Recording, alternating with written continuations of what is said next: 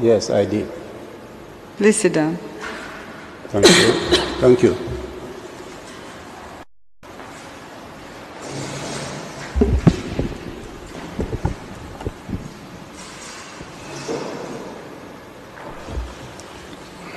How long did you work for NAWEC?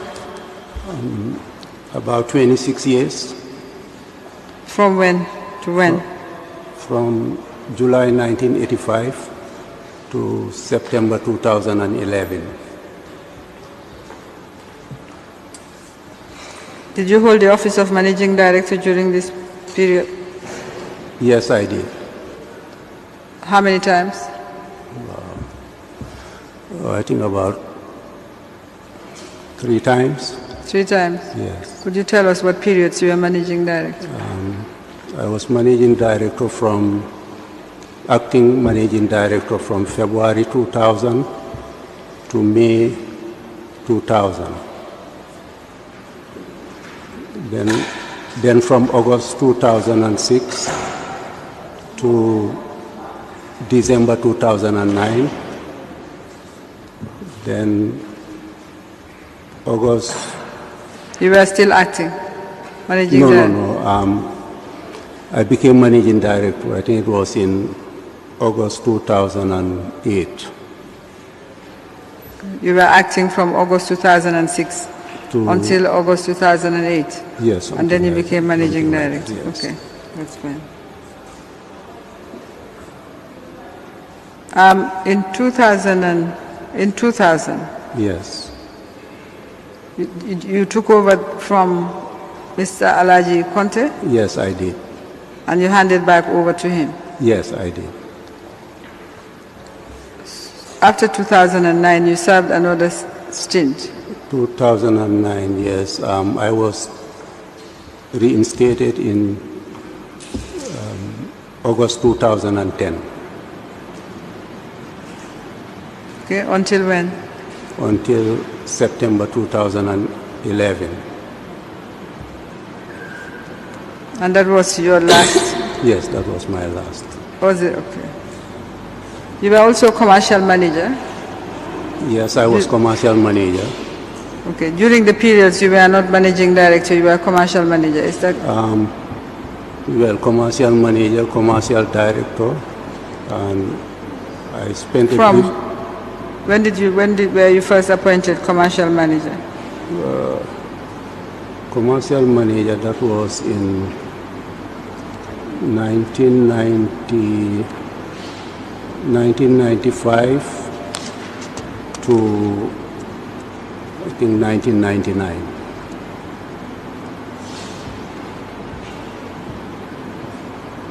As you know, Mr. Jallo, we are investigating the dealings of the ex-president Jammeh. Yes. In relation to public resources generally. Okay. So during the period that you acted in 2000 as managing director, did you suffer any interference from Office of the President? Yes. When I was acting in 2000, sometimes I would get calls, you know. You have to speak up. Okay, the type of interference I used to get was anything that I have, most of the things that I did, you know, were from the president. In 2000? Yeah, in 2000, yes. Okay, explain. Okay, like one time I was called at Kanilai whilst I was acting, you know, then I met the president for the first time. So he wanted me to sign some contracts. Okay, so one of them was for TK Motors. I think it was about 12 megawatts. 12 megawatts, but these were diesel sets. 12 megawatts of what? You know, they wanted to sell generators. 12 megawatt generators? To NAWEC, yes. I think they were one or 2 megawatt generators. So I told him that NAVEC does not need these generators because they use diesel, which is very expensive. They are high-speed engines. So what we need bigger generators, like 6 megawatts up. You know, this type of generators are meant for backup. So when I explained that to him, he told me, okay. Then he took out another contract, which was, I think, about 35 megawatts, which was, it was an IPP. Okay, but I told him that I don't think this is good for NAVEC because the network, you know, the transmission and distribution network is not good. So we cannot absorb 35 megawatts. If we want to go for 35 megawatts, then we have to invest more in the transmission and distribution. Otherwise, it will be losses for NAVEC. You know, but then he told me, no, it's okay. This is not like a contract. It's an MOU, Memorandum of Understanding. Mr. Jal, I'm straining to hear what you're saying. No, I'm saying, okay. He asked me to go ahead and sign it. Yes. Who brought that contract? Who were they? Well, the first one we know is TK Motors. The second one? The second one was By Water. By Water. Okay, By Water. Yes. All right. But this was, it was an MOU, Memorandum of Understanding. But it wasn't signed. It was eventually not signed. No, that one, you know, he asked me to sign that one, not to worry. You know, he told me, let us just sign it and we keep it under wraps. So you signed it? Yes, I signed it. So what happened? Did they? Well, because at the same time they were negotiating for a 6 megawatt heavy fuel generator, the same By Water. So that one was negotiated. It went through the board, it went through the process, and then it was approved by the board, and it was signed. You know. Did they provide it? No, because the contract was terminated. You know, when Mr. Conte became managing director, when he was reinstated, he terminated the contract. So as a result, everything fell apart. So we did not, that was the end of the By Water project, as far as I know. Why was it terminated? You were still in NAVEC? Yes, I was still in NAVEC. So why was it terminated? Well, to understand, at NAVEC, at any given time, you have many activities going on. It's like you will start a project with NAVEC, then another individual or company will also come, because like we used to have there used to be a lot of players. Everybody was trying to get into NAVEC because maybe they thought that, you know, NAVEC was a Maybe pull the mic towards you. Yes? Yes. Okay. So you have a lot of people who were in. Sorry. Where is the technique? It's gone. We are not hearing properly. You can't be heard. So raise your level of your voice, please. So. Yeah. All right. Can we have a little bit of volume, please? We are not hearing. Carry on. Yes. What I'm trying to explain, I don't know why he canceled the contract. Maybe he was giving instructions, you know, to cancel it, because even before I was removed as acting managing director, I was invited to the NIA. Then, you know, they wanted me to sign another contract there. You mean in 2000? Yes, in 2000, yes. They wanted me to sign another contract, which was also emergency power for 14 megawatts in favor of Samuel Sarr. You know, so I told them the same thing. You know, this is not good for NAVEC. We are trying to move away from diesel power generators or fast, high-speed sets. So this is not good for NAVEC. Then I had a push and pull with them there. And you had a push and pull with? You know, with the guys at the NIA. You know, this was Mr. Kujabi was there, Ablai Kujabi was there, Samuel Sar was there, Amadou Samba was there, Baba Job was there. So I told them I cannot sign this thing. This was in April 2011. The same time we had the student riots. So 2000, sorry. I think it was April 10 or 11, 2000. That was the time we had the riots, the student uprising. Okay. So whilst I was there, the president called, you know, Ablai. He was the deputy director of NIA. So after he handed over, you know, the phone to me, so, you know, I spoke to the president. He asked me to help, you know, Samuel Sar, you know, and sign the, you know, let me help him and sign the contract. I told him, well, this is not in the interest of NAVEC. We cannot afford it. And, you know, like, we are not in an emergency situation. This type of sets or projects are meant for those, you know, under emergency, whereby you don't have any power supply. Then they can air freight such sets, you know, within days or a week. They install it so that we'll have electricity. So then he told me, okay, if you cannot help him, then tell them, you know, you cannot. You know, but I knew that when I was talking to him, I can tell that he was like kind of under pressure, because maybe they were trying to convince him for me to sign the contract. But I held my ground, and, you know, then I did not sign it. You know, so, and even Ablai took out the MOU that I signed in Kaninlai, you know. Sorry? And Mr. I'm still having difficulty, you know. Something is not... Okay, so I said he took out the MOU that I signed in Kaninlai, you know. Maybe I told him, look, I signed this thing in Kaninlai, and it was the president who told me to sign it. And he said, okay, he said it's true, because maybe they were trying to use that.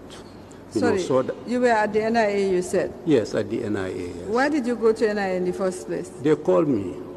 They invited me over there. You were acting managing director? Yes, I was acting managing director. Okay, this was in 2011, you said? No, 2000. I said April 11, 2000. 2000? Yes. Okay. Because the student uprising wasn't until 2001?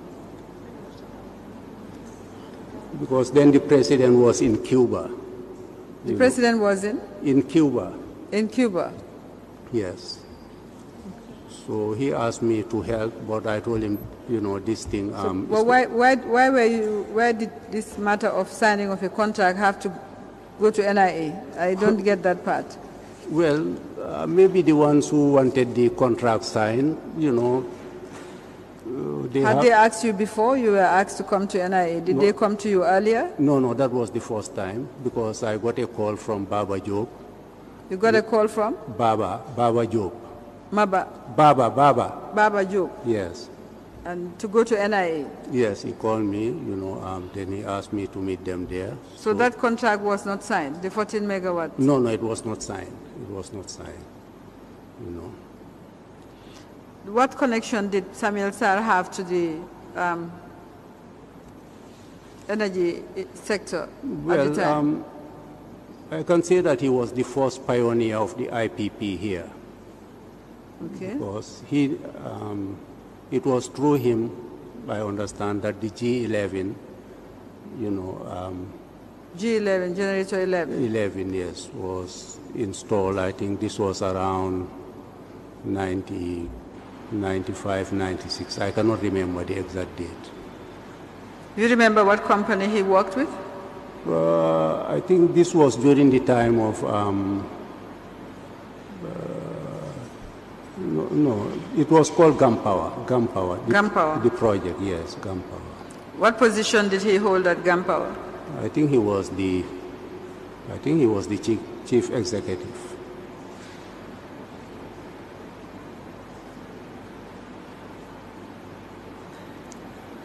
So in 2000, basically this was your experience? This was my experience. And at the same time, he was also pushing for another project, you know, then with some French connections. So I'm just trying to show you why it is very difficult to do business at NAWEC, you know. So then I think eventually he went to NAWEC. He went to France with some people from NAWEC to try and, you know, get another project instead of the 6 megawatt that I found on the table when I took over as acting MD at the time. Okay. So you were managing director, you said, from February 2000 to May 2000, acting? Yes. Okay, and this happened in April 2000? Yes, in April 2000. Okay.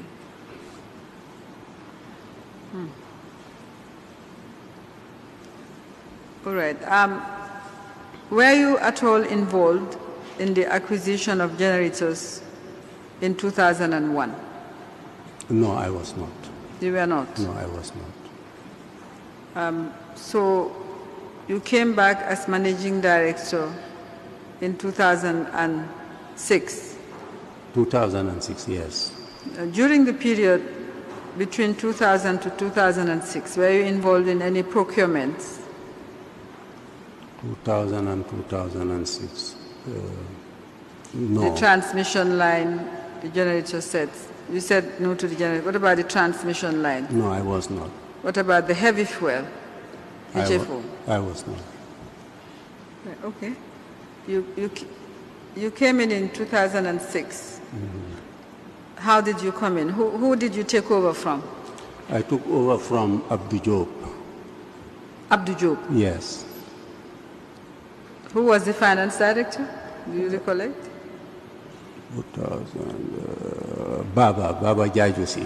Baba Jajusi? Yes. What happened to Mr. Diop? Mr. Diop, he was detained. He was detained? Yes. Okay. Yes, tell us about it. Yes. Well, it was on a weekend.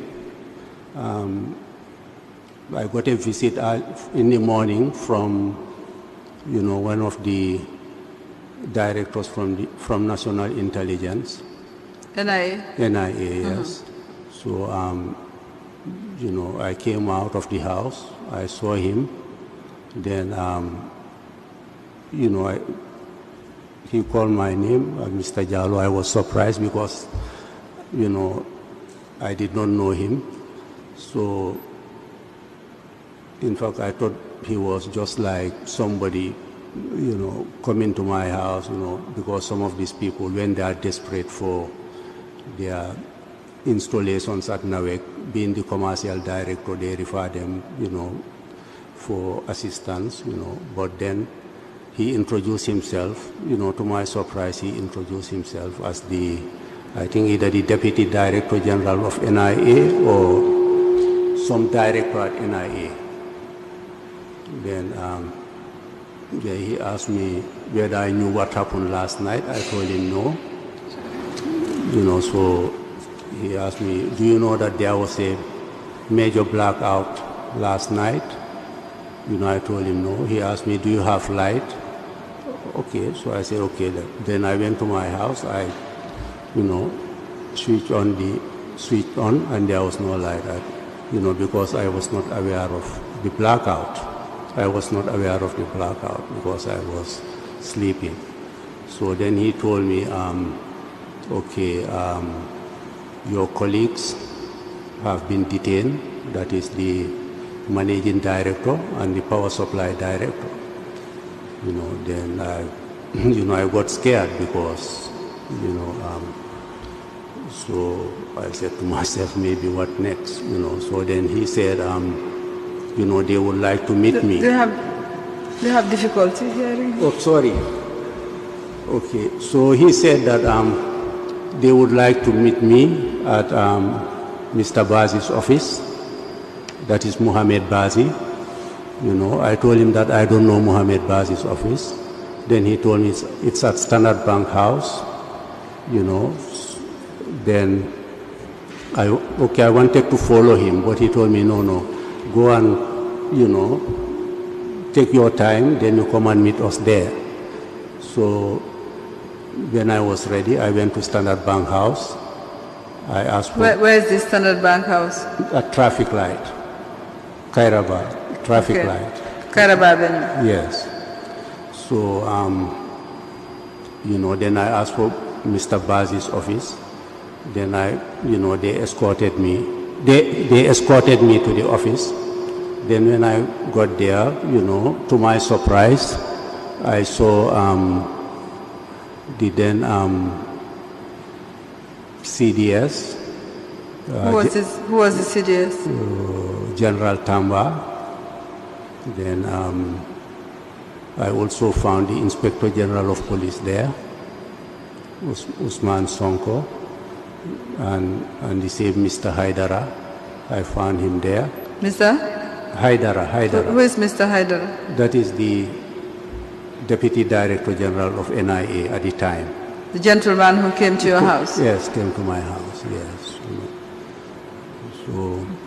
So then they told me, okay, because I know General Tamba, I know him, I know Sonko, you know, because of... Then they told me that this is Mr. Bazi. Do you know him? I told him, well, I've heard of him, you know, because he does business with Nawek.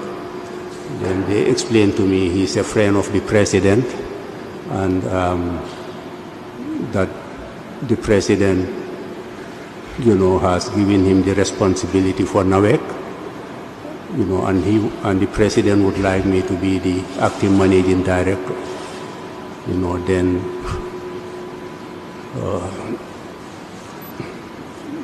really I was not happy about it because, you know, because of the bad experience I had before being acting managing director, you know, ending up going to NIA, having to write statements after, you know, because it was the last thing I wanted to be, definitely, because it's been problems, you know. Then, you know, they told me, look, this job is not that difficult. The job of managing director is much easier than what you are doing now as commercial director. You know, they tried to convince me. So then I said, okay, you know, fine, I will give it a try, because I think that was, for me, that was the right decision to take, because about 4 months earlier, I was also visited by one of the generals at night during the 2006 coup. Sorry, yeah. Mr. Jallo, before you go into 2006, it's here.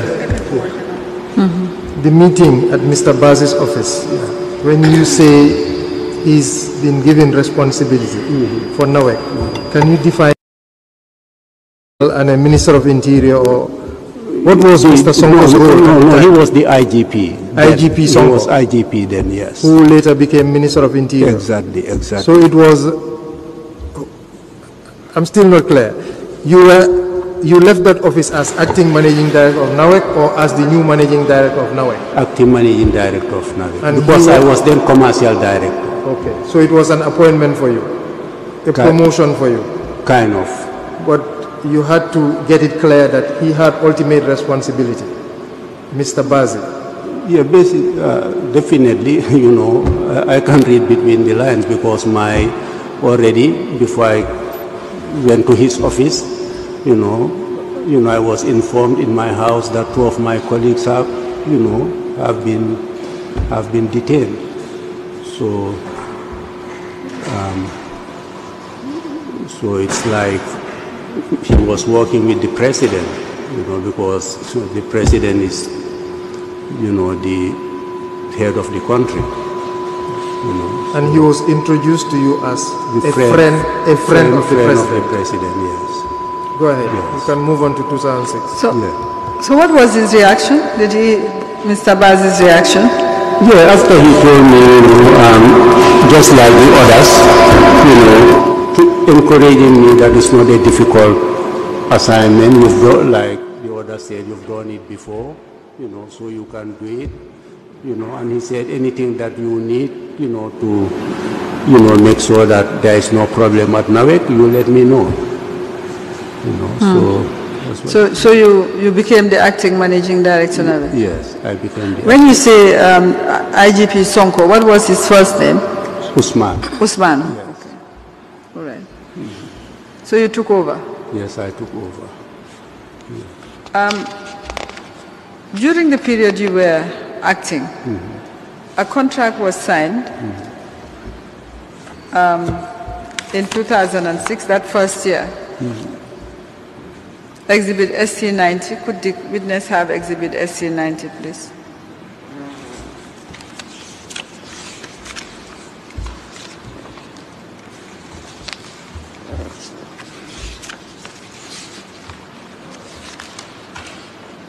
Unfortunately, the copy of the contract we have is not dated. It's dated September 2006, and it says it's to take effect on the 2nd day of October 2006.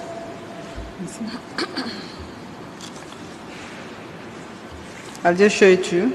And it's an agreement between the government of the Gambia and NAWEC. Sorry, government of the Gambia, NAWEC, and Global Management Systems, GmbH.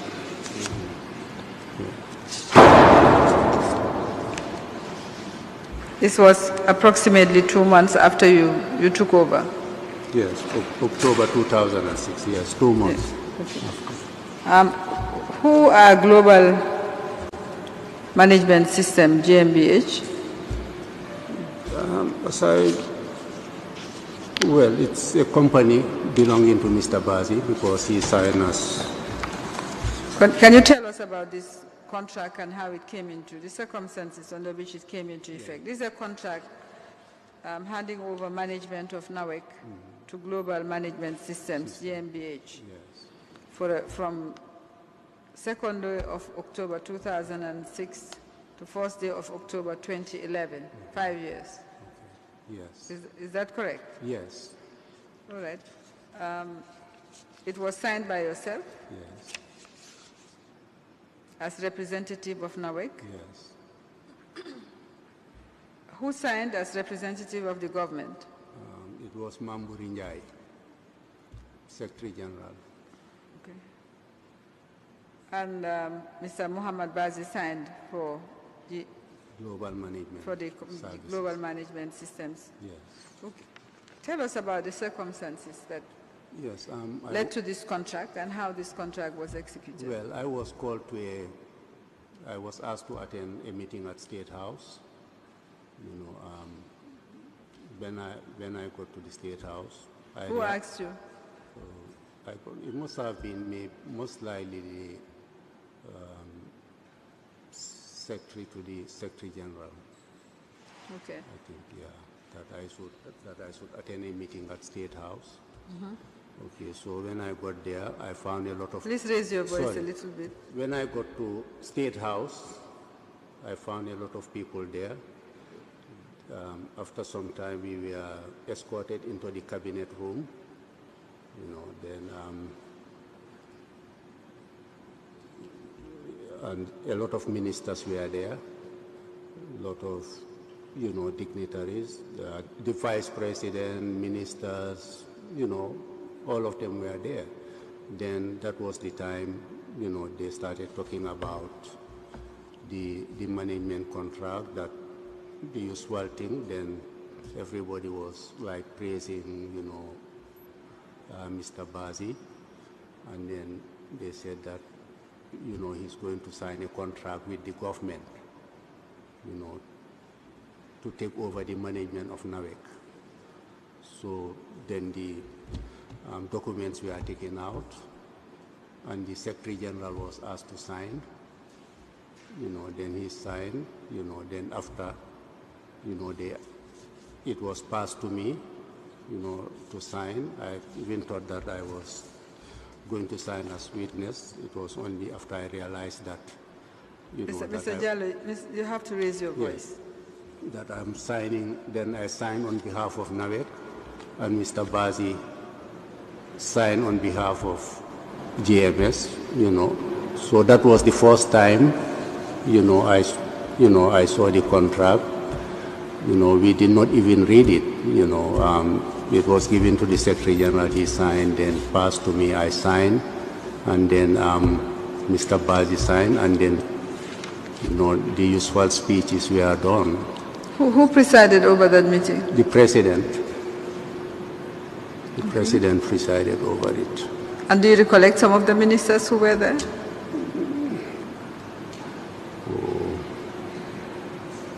I know the finance minister was there. Who was the finance minister? Mr. Balagay. I think also the justice minister was also there. Who was the justice minister? I think it was Marisen. Marisen Firdaus? Yes, yes. I saw. Okay. She was there. And what about energy? Did you have a minister at the time? Energy. There must have. I'm not very sure, but you know, with NAWEC, sometimes, you know, we would be under energy, sometimes president's office, and sometimes they would even ask maybe the finance ministry or finance minister to oversee. So you cannot recollect at this time whether you had a substantive minister? Yes, I cannot remember. So you are saying you had not read the agreement? When I was signing it, no. So, do you know what led to this agreement, this arrangement? Why was NAWEC being handed over to this company to manage? Well, you know, it was never explained to us, you know, but if you know, when you listen to the speech, especially the president, it was like, you know, he trusted Bazi, maybe because he had the IPP, and, you know, maybe he felt that maybe things were not working at NAWEC as he would like to, so maybe he thought that Mr. Bazi could turn things around. What did he say? Let's not speculate. What did the president say when he asked that you signed the agreement? Did he say anything about, give any reasons?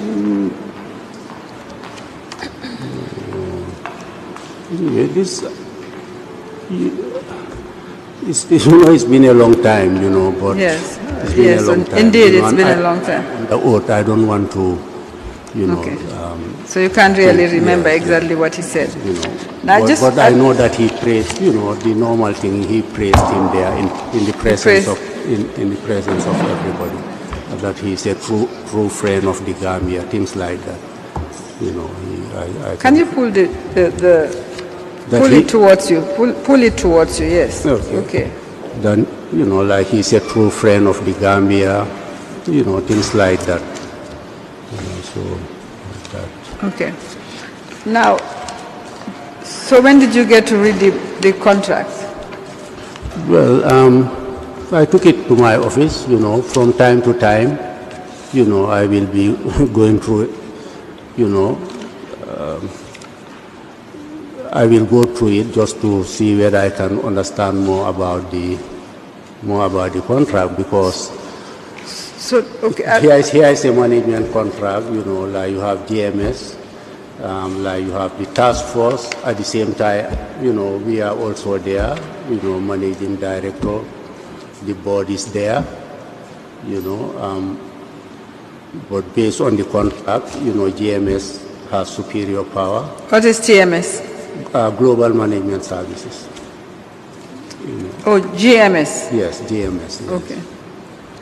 So, for me, the best thing I could do was just to see how best to salvage the situation, because it's like this contract had the blessing of the president. So now all I can do as managing director is to, you know, see what I can do to make sure that things work. So after this contract was signed, tell us how it was implemented. What happened? As you said, you were there as managing director. You had a board of directors. Yes. So how was this supposed to work? Or how did it work? Not supposed to work. How did it work? After you signed, was there a takeover? What happened? How was it implemented? Well, after signing, you know, GMS, that is Global Management Services, they brought in a task force leader, plus I think maybe 4 other people as task force members. So they were there with us. We were working together. Okay. Yes, we were working together. So this is, it's under obligations in clause 3, it says the scope of services provided by GMS shall be carried out with due diligence, care, accuracy, and attention by a team of independent persons, in brackets, the task force established by GMS. Yes. So who are these people? They were employed by BASI because, as you can see, with the contract, we have to pay them 50,000 euros every month for their services. So they brought in a task force leader. From where? Who were they? Who were the people? I think French people. I think they got them from somewhere in Africa. You know, so they were there working with us.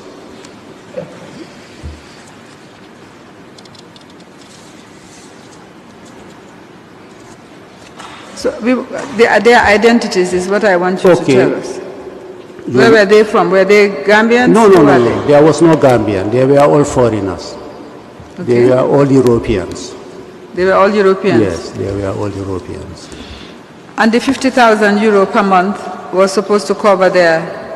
Yeah, that was the fee we were supposed to pay to GMS for their services. Okay. Yes.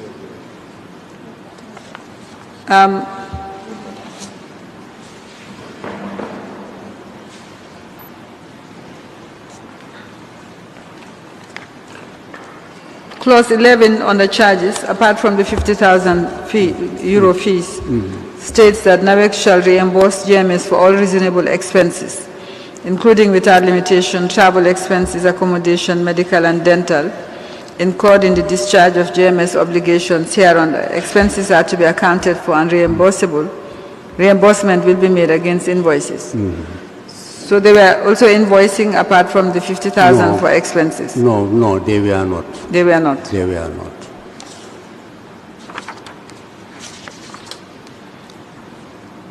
The schedule indicates the scope of services as 2, administration and commercial tasks, as well as technical tasks in detail. And under administration and commercial, there's a fairly long list, but it says establish new structure of organization, stabilize a working environment, renew billing system, check customer accounts, control of order and purchase, etc. So during their period, the period they were in charge, during their tenure, what happened to the board of directors, for instance?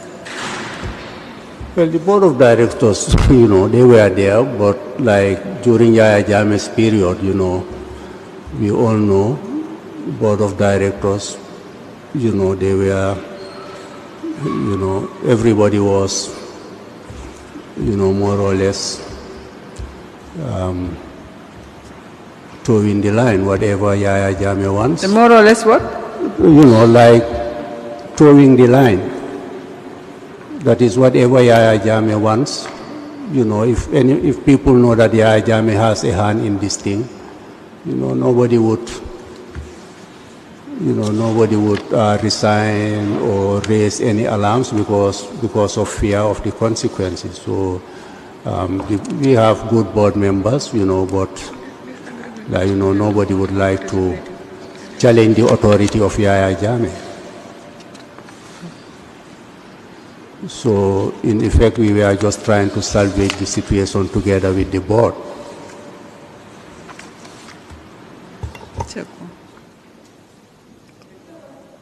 Tell us about the agreement. What happened? How did it impact NAWEC? Well, you can look at it from different dimensions, you know. For example, the Deutsch, you know, the sets, the IPP sets in Prekama are the same type of sets that we have at Kotu Power Station.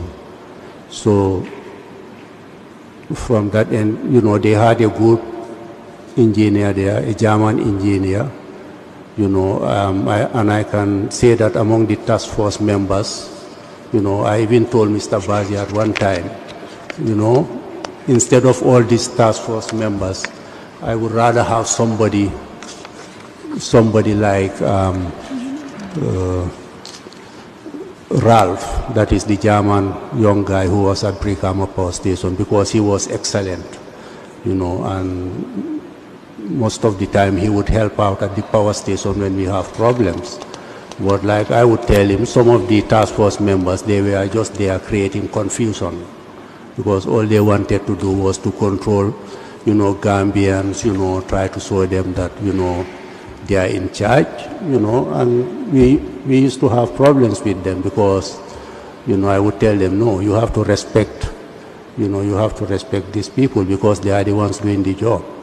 You know, sometimes, you know, if they have issues with some of the staff, they would like for them to be removed, you know, but then I will tell them, you know, as far as I'm the acting managing director here, you know, that will not happen, and I will take them on because we need the services of this Gambian engineer than we need yours. You know, if you are not happy with what's going on here, why don't you resign? Why don't you just leave? You know. Mr. Jallo, the Exhibit SC90, the agreement states at under obligation, paragraph 4, the task force will act under the sole instructions of GMS, that is Global Management System, and independently without any influence by the Board of Directors of NAWEC or others. And 5, that the task force shall have supervisory control over all existing departments, their staff and resources in NAWEC at the time of signing this agreement and in the event of any restructuring of the departments. Should the task force find it necessary to restructure, reorganize, employ and dismiss staff, change the use of all premises owned and or rented out by NAWEC, the task force shall do so without incurring any liability. The EMS shall be in control of and responsible for all financial matters concerning funds, loans and credits with national and international financial institutions. So what work were you doing? Did this leave you any work as MD? I raised that issue with Mr. Bazi. You know, I told him, you know, what is my role in this thing, you know. Then he told me, well, you have to make sure that, you know, the staff are doing the job, and to make sure that, you know, operations are going on. I think we have to understand that this contract, you know, maybe it was prepared or done to protect the interests maybe of like Mr. Bazi and the president, definitely, because the only time we used to have, like I used to have problems with Bazi with regards to the operations at NAWEC is when he needed, when he needed money, like his payments, basically. But apart from that, things we are moving. Sometimes, he will not even have enough, like, task force people there, because they were not, to tell you the truth, they were not making any impact at Nawe, because the Gambian engineers, in the finance, all of them, they, as far as I'm concerned, if I had to choose between them and the task force leaders, I will choose them, because if they were not there, the system will collapse.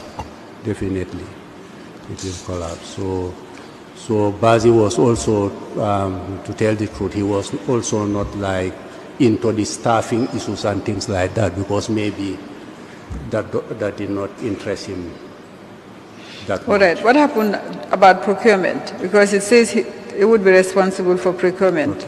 Or the task force would be responsible for procurement. And NAWEC, during this period, already had a heavy fuel contract with Global Trading Group. It also had an IPP. What about spares? What about other resources that NAWEC needed? How did it work? Yes. Most of the expenditure when it comes to procurement at NAWEC is like fuel, spare parts, and for those, it was more or less, even before the management contract, it was GPS was the major. GPS. Global Trading Group. Global Power Systems. Global Power System. Yes. Who is Global Power System? It's a German company. They work with Bazi because they have, I think, expertise in Deutsch generators. So they do the servicing. They did the servicing at NAWEC, and they continued. So basically, during the management contract period, even if you ask for quotations, they normally win everything because, maybe like they have the first mover advantage. They are already in NAWEC, they know what NAWEC needs and they can deliver on time. They can even give facilities to NAWEC. Because you have to understand also with the operations of NAWEC, when you need a spare part, sometimes it has to be, it may not be available, it has to be flown into the country. So these people already had a relationship with NAWEC even before I became MD. And when I became acting MD, the same thing continued. So when we need things, we tell, at the beginning, I will tell Bazi, we need this, we need this. Because like he said, anything that we need to make sure that the system does not collapse, I should tell him, So basically, they were managing NAWEC, they were also doing all the procurement. Yeah, most of the procurement with regards to the power station was with GPS. The fuel was with the Bazi group. It was only the lubricants that we used to get from Total. Lubricants? Yes, Shell and other Gambian companies, and sometimes diesel also. Sometimes? Diesel. Diesel? Yes, diesel, we get that from the other companies here, but apart from that. So did this management contract last during you left it there when you... Yes, when you left in 2000? I left it there. And when you came back, they were still in place? Yes, when I came back in 2010. They were still in place? Yes, they were so still. So the 5 years was... Yeah, 5 years, because I left in September. The contract says 5 years? 5 years, yes. So the contract went up to its expiry? Yes, I left before it expired. You left before it expired? Yes, I left before it expired. All right. We'll just move on to, unless, yes. Yes, before moving on. This contract, did it help NAWEC in any way? What was the net effect of implementing or executing this contract? Well,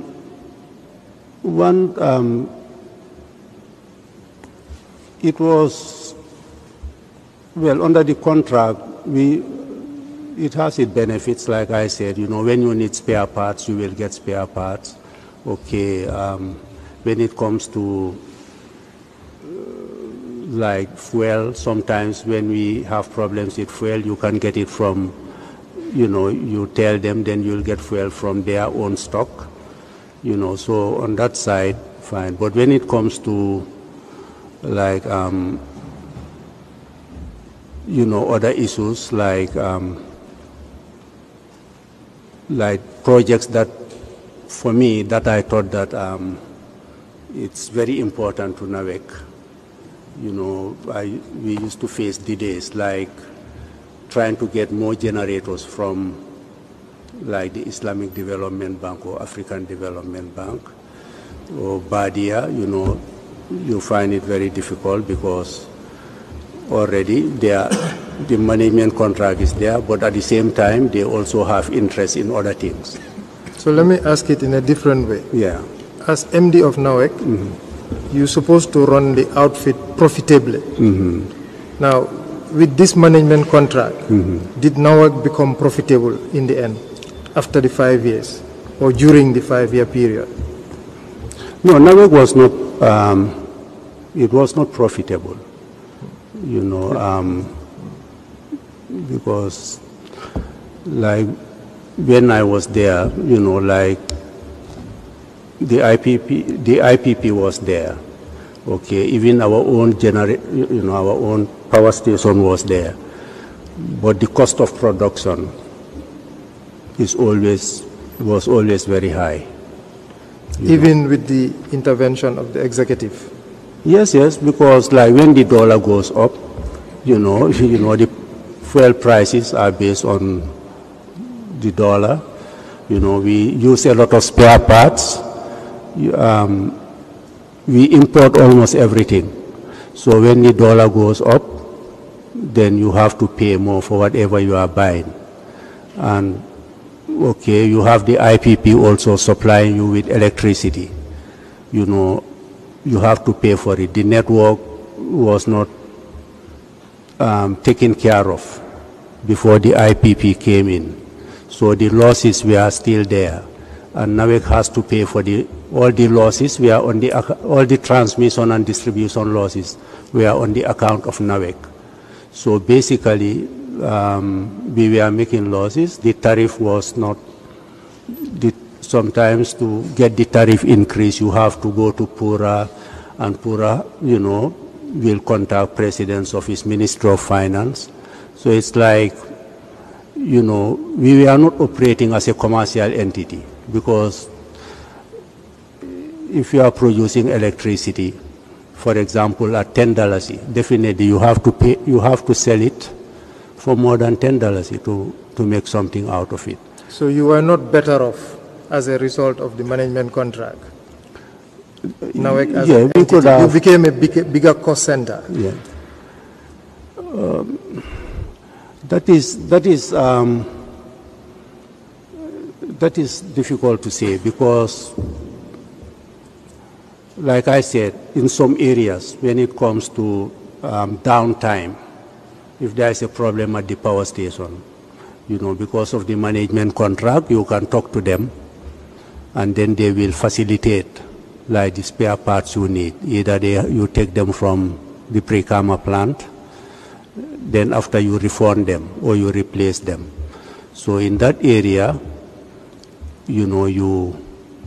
there was a benefit for NAWEC.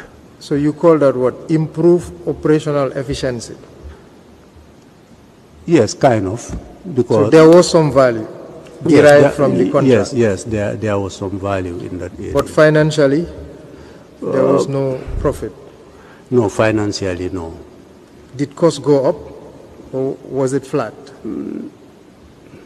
During the period of the management contract, like with NAWEC, it all depends on the international economy, for example.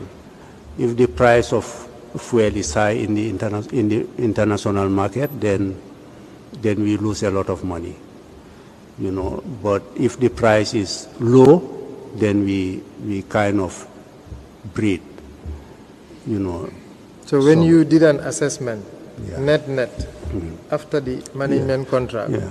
was Yeah. NAWEC better off or worse off? That's the answer I want, please.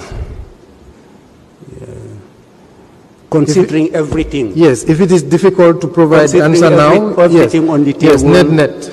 the humanitarian aspect, Yes, overall. and all was, you know, the sufferings and things like that.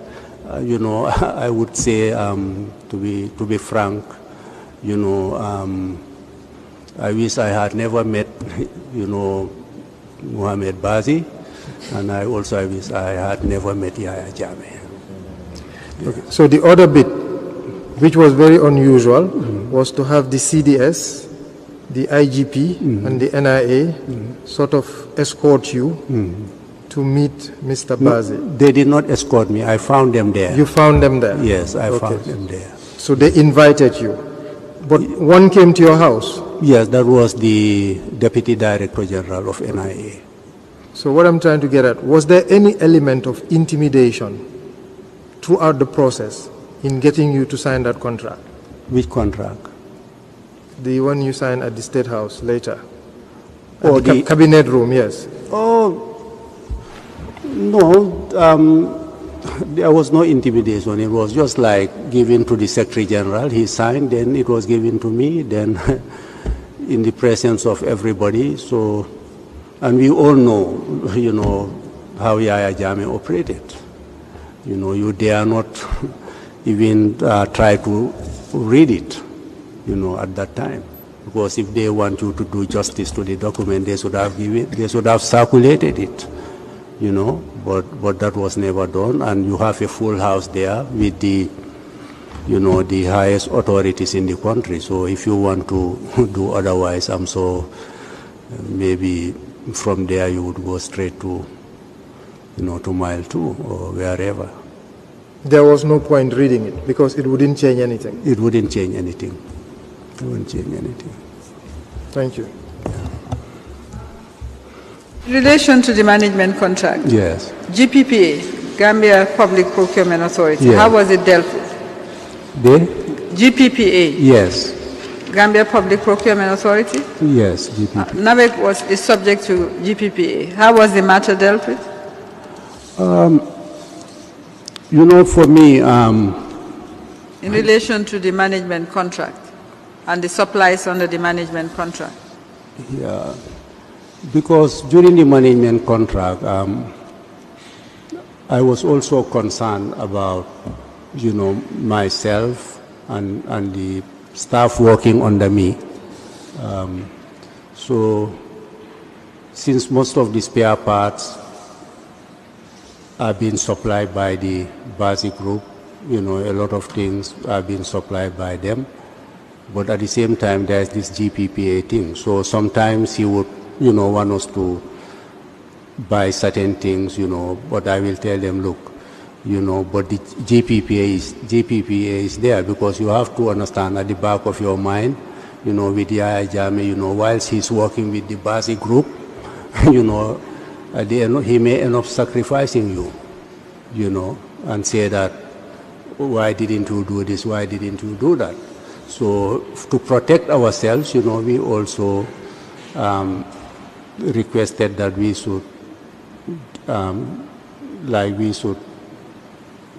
you know, be protected or indemnified against GPPA, you know. So there was an exemption from GPPA? Yes, there was an exemption from GPPA. For all the supplies during that period?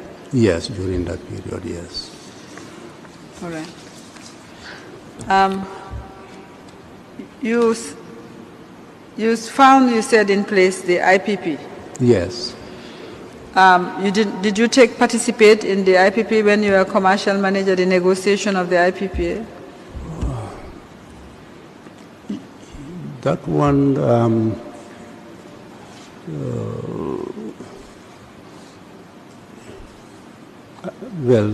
I cannot remember. I cannot remember. All right. There is a document which is a minute, Yeah. which is unsigned, which has a list of officers who attended a negotiation on November 25, 2005. Mr. Muhammad Bazi was there. You are also listed. November 25th, yes, 2005. November 25, 2005, before you started your acting appointment. Because to my recollection, I am on the oath, to my recollection, the first time I sat in the same place with Mr. Bazi was in 2006, in his office, to my recollection. Anyway, it's unsigned, so one cannot say much about it. Now, you found the IPPA in place. Yes. And of course, as managing director of NAWEC, you had to take over the IPPA. Yes. Now, could you tell us about the IPPA? How did it benefit NAWEC? Okay, you know, everything, most things, you know. Did it benefit NAWEC? Let me put it that way. Did it benefit NAWEC? I would say not as I would like to. Not as? Not as I would like. Yes. Because with normally with the IPP, you expect at least to make some money. Okay. They expect? You know, to make money to be profitable. You buy electricity from the IPP, you sell it, and you realize something. But like I said, with this IPP, you know, the way I saw it, you know, I may be wrong, but I think it was entered into, you know, at the wrong time, or it was not the best option. But at the same time, I can understand when there is desperation with regards to power supply, you know, the authorities may think that IPP is the best solution, or emergency power is the best solution. But before the IPP came into being, you know, NAWEC had an opportunity to get 30 megawatts from the Islamic Development Bank. 30 megawatts from? From IDB, Islamic Development Bank. You know, but this project was derailed, and as you know, with the IDB, you know, they will give you brand new generators, and maybe you'll pay it for at least 20, 25 years with a very low interest rate. So to me, I think that should have been the option that the government should have taken rather than the IPP, because an IPP of 25 megawatts in a system where the network is very bad, you know, find electricity will be available, you know, most of the time compared to before the IPP came in, but it also killed NAWEC, you know, because after the IPP, after 5 years of the IPP, you know, the situation is still the same, if not worse. So if NAWEC had gone, or if government had opted for the IDB facility, which they could have definitely, you know, obtained, to me, I think that was the best. Why was it derailed? Well, or how was it derailed? Okay, it was tendered. I did not participate, you know, I just came across. But you are commercial director? Yes, I was commercial. I came across these, you know, documents when I was acting MD, you know, then because government requested NAWEC. Normally NAWEC will initiate these things, maybe because they have contacts at IDB or ADB or wherever, like fast track, so that they'll be exempted even from like maybe long-term consultancies or whatever. So the bank approved for the 30 megawatts. It was tendered, but then the project died. then the IPP, afterwards, this IPP came in. So, yes, so the IPP came in. All right. Yes, so you don't know anything about how the project died, why it died? No. Yeah, I can't remember.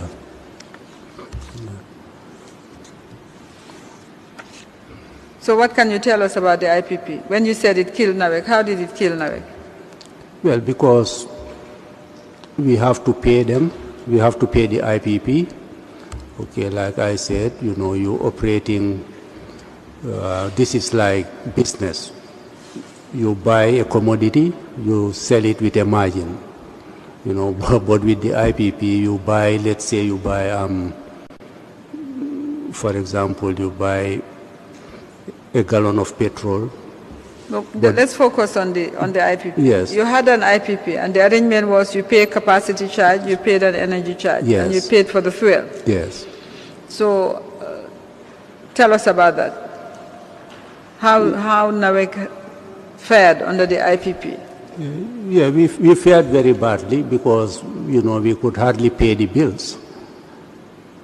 Like when we get the electricity from them, when we sell it, we don't make enough money to be able to pay them. So it's like we were paying them using overdraft, most of the time. And it was a burden on NAWEC because we couldn't invest in other things, because we were perpetually indebted because of the IPP. We were perpetually indebted. Okay.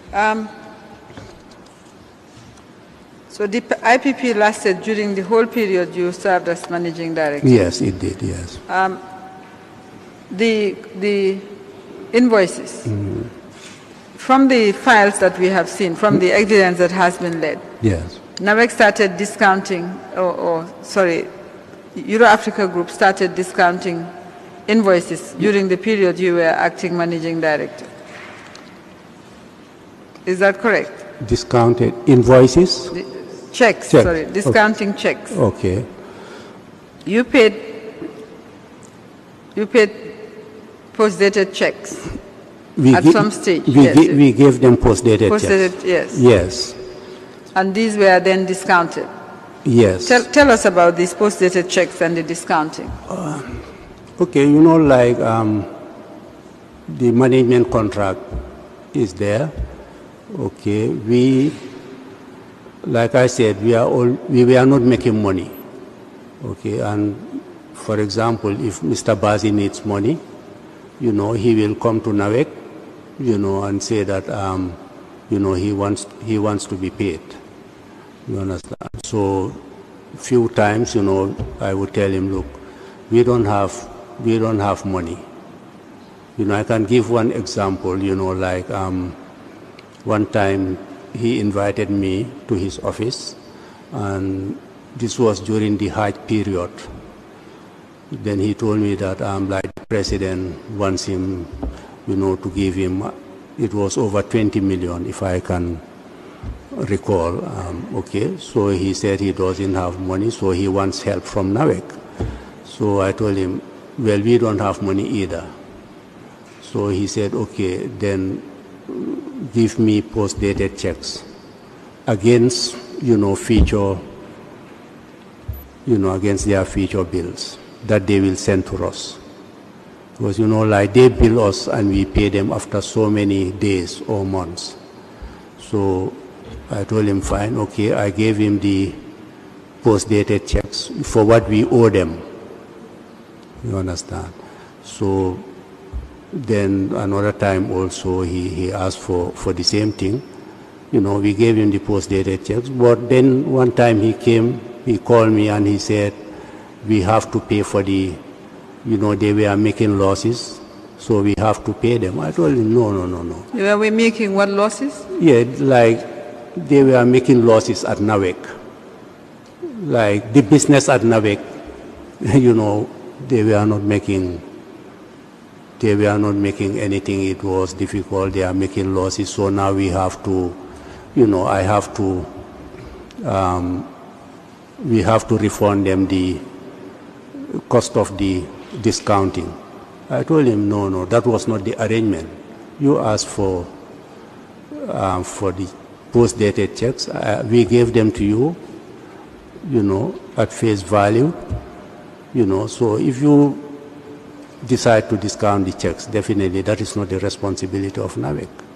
That is your responsibility. So definitely, I don't think NAWEC should pay this thing, Then I told, then we had some, push and pull. Then I told him, look, he started telling me I'm helping NAWEC, this, that, and that. I told him, no, but you have Sorry, he started telling you what? Like he's helping NAWEC, he's not making anything, so, well, I told him. Sorry, was there any exit clause in the contract?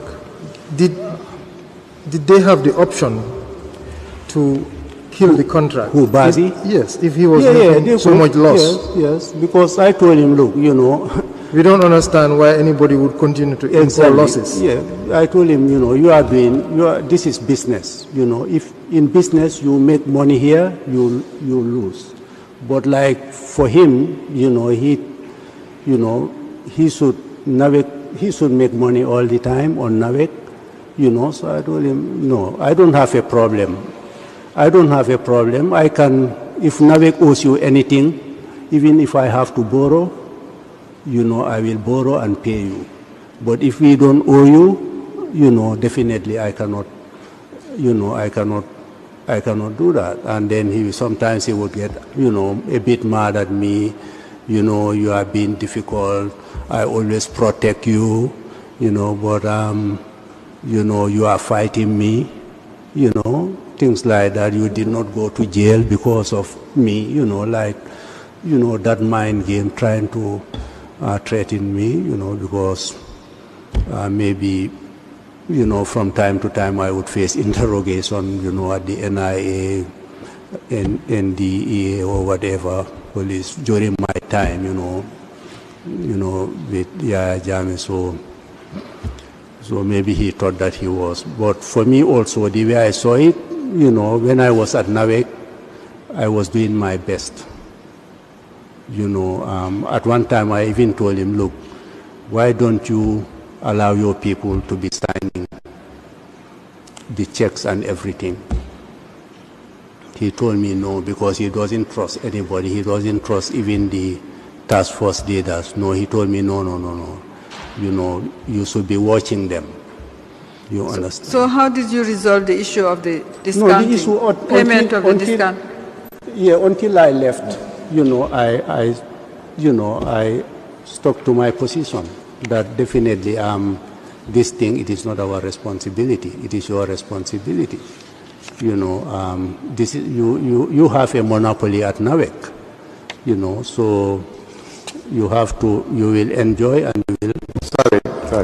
Council, do you have a long way to go? Because we have to rise that. No, we'll just round up on this issue, then we'll adjourn. Yeah, so then I told him we cannot, this is a business decision that was made by you. So definitely it's not the responsibility of NAWEC. So the checks, NAWEC did not pay for the cost of the discounted checks during your time? Until the time I left in 2009, that was the first time, he tried to pressure me into signing some of these checks. What about when you came back? When I came back, again, at one time also he tried it, then we had to go all the way to the finance ministry. Then at the finance ministry, if I could remember, I was there with my finance director, my chairman, and, the minister was there. Then he was kind of desperate, for money. Then he said, okay, he's been to president's office, blah, blah, blah. Then, okay, then he said, okay, we can give him post-dated checks, but he will be responsible, for everything, for all the cost. Okay, so there, his request was granted. Then after some time, I think when his problem has been solved, then he started, harassing me again for the post-dated checks. No, you have to, you have to pay for this thing. Then I told him, no, I cannot do this because, this was in the presence of the minister, the chairman, and all these people. There's no way. I have to inform my chairman. And, with him, he always felt that if he tells you something, it's either, maybe if you can talk to Yaya Jammeh, you talk to Yaya Jammeh. But if I tell him, no, I have to consult my chairman, then he will get angry with me, Everything I tell you, the chairman, this, that, and I told him, yes, because when I came the second time also, things were not, because I knew that when I was removed in December, a lot of things were happening, and I, he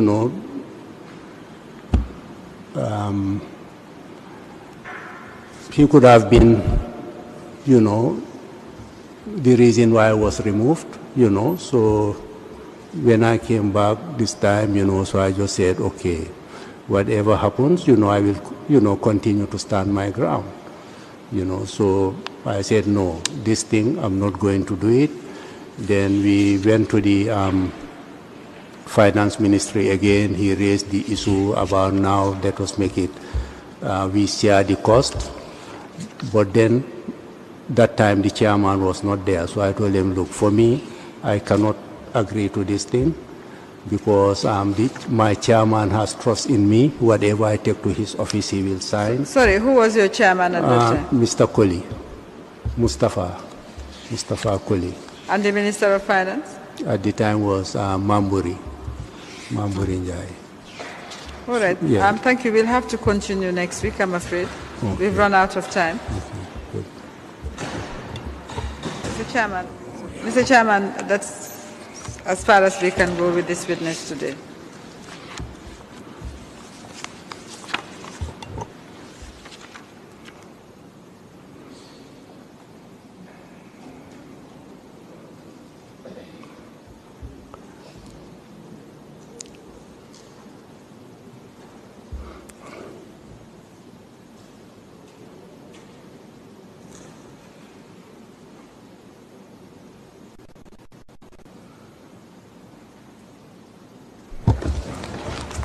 Very well, we'll rise. We'll be back on Monday, the 28th, at 10 o'clock.